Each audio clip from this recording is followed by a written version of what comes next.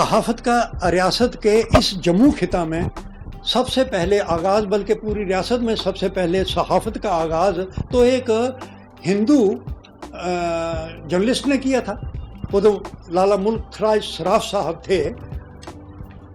اس سے پہلے 1924 سے پہلے ریاست میں ایک بھی اخبار نہیں تھا۔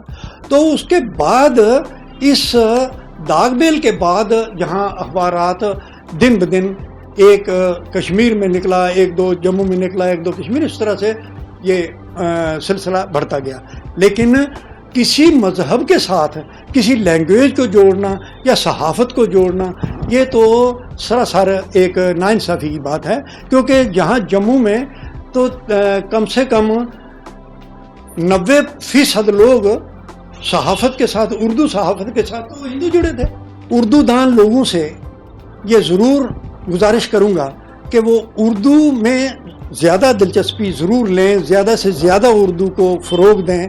جس طرح سے آپ اگر کہیں دفتر میں، آفس میں کام کرتے ہیں تو آفس میں اردو کو نظر انداز مت کیجیے۔ ایسے ڈپارٹمنٹ میں، جس محکمہ میں اردو کی ضرورت ہوتی ہے اور جان بوجھ کر کئی لوگ انگریزی میں اس میں مسودہ تیار کرتے ہیں، اگر اردو زبان کو ہی لے کر اردو کے انداز میں اردو کو فروغ دینے کے مقصد سے کیا جائے کام یہاں ریاست میں، تو اردو زبان کی قدر قیمت آج بھی ہے۔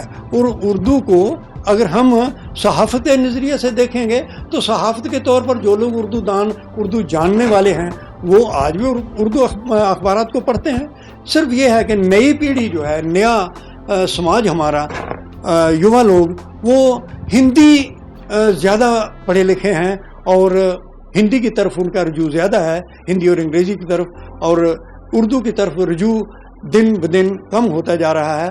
یہ ایک ہمارے لیے مایوس کن بات ہے۔